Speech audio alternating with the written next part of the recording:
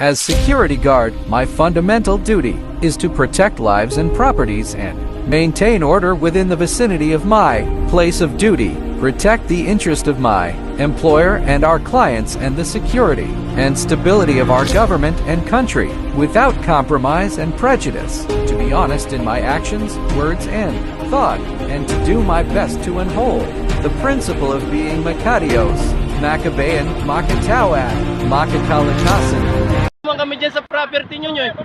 Wala naman kami sa property nyo ah. Oh. Sige, tawag kayo ng ano, sa express. Sige sir. Hindi. Nandito kami sa labas eh. Sir, pares tayo. Sir, kung empleyado kayo, empleyado din kami. May karapatan din kami. Sige. Sige. Video natin. Oh, ayan sila oh. Si Ramon. Ito mga to. Ayan. Si Ramon.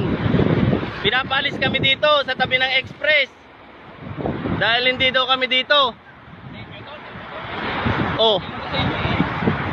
Sir, wala naman kaming ginagawa. Nagpapahinga lang kami. Oh. Ay, yung ano yun, tinatakot pa kami oh. Oh, yan ha. Tinatakot pa kami. Tumakbo yung isa. Oh, sige. Sige, yan. Oh, ito.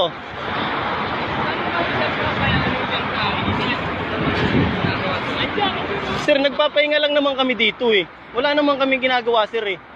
Wala ba kayo sariling pera? Boarding? Nagpapahinga lang naman kami dito eh. Wala ba kayo sariling pera?